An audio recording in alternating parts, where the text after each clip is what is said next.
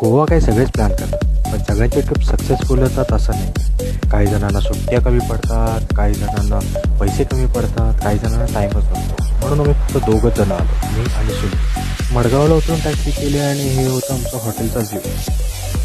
हा होता आमचा रूम बघायला गेले तर खूप लाविश होता, चांगला होता. स्पेस खूप चांगली होती, बाथटब होता.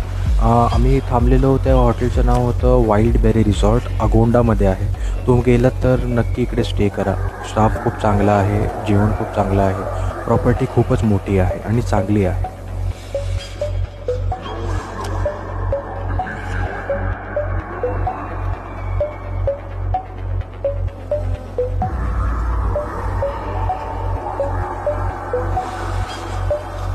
रिलॅक्स करायचं होतं म्हणून थोडं स्विम केलं, टाईमपास केलं आणि थोडे फोटोजही काढले.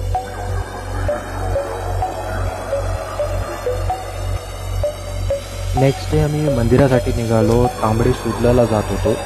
कदंबा स्टाईल मंदिर आहे हे महादेवांचं, खूप प्रसिद्ध आहे गोव्यामध्ये. आमच्या हॉटेलवरून हे जवळजवळ 2-2.25 तासाच्या डिस्टन्सवर होतं. रस्ता आमच्यासाठी जसा स्लो झाला होता, पण आजूबाजूला हिरवळ असल्यामुळे खूप चांगलं वाटत होतं. Welcome to part 2. तो आइए शुरू करते हैं. तर जाताना हा एक टुरिस्ट ब्रिज दिसला, जो एक टुरिस्ट अट्रॅक्शन आहे. पावसाळ्यात खूप पाणी असतं, सिनिक व्ह्यू असतो, फोटोसाठी खूप चांगला स्पॉट आहे.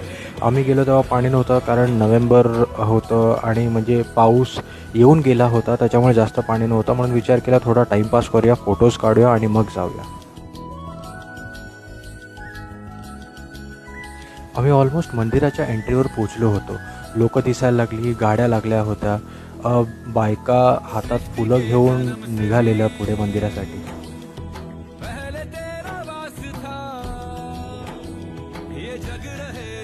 हे मंदिर 12व्या शतकात बांधलेलं आहे आणि कदंब राजघराण्यातील हे महादेवाचं मंदिर तांबडी सुर्ला येथील जंगलात आहे. हे एक सक्रिय मंदिर आहे जे भगवान शिवला समर्पित केलं आहे. राष्ट्रीय महत्त्वाचं ASI म्हणजे आर्किओलॉजिकल सर्वे ऑफ इंडिया संरक्षित स्मारक आहे.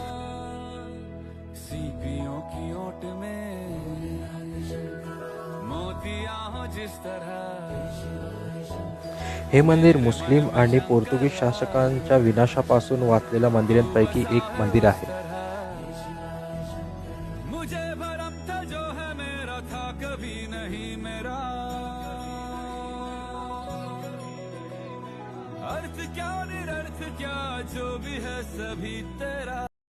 Har Har Mahadev. Welcome to part 3. हा फोटो आहे शिवलिंगाचा. इकडे फोटो अलाउड नाही आहे शिवलिंगाचा, पण आम्हाला चान्स मिळाला फोटो काढायचा म्हणून आम्ही तो फोटो काढून घेतला.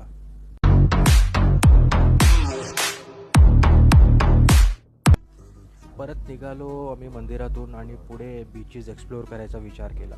म्हणून मग आता सुनील चालवत होता गाडी, कारण मीही थकलो होतो, मीही मागे बसून थोडासा एन्जॉय करायचं होतं. पुढे आता आम्ही काबो दे रामाला गेलो.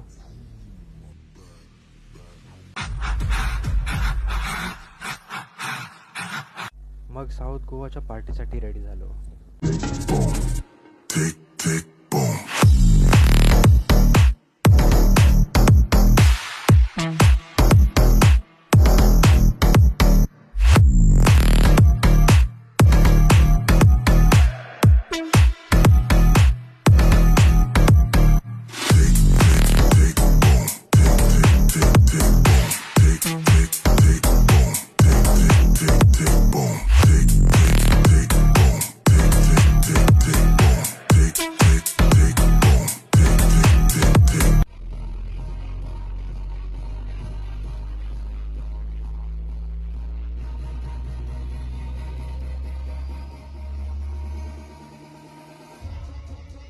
मग सकाळी 2:30 वाजेपर्यंत पार्टी केली आणि मग निघालो.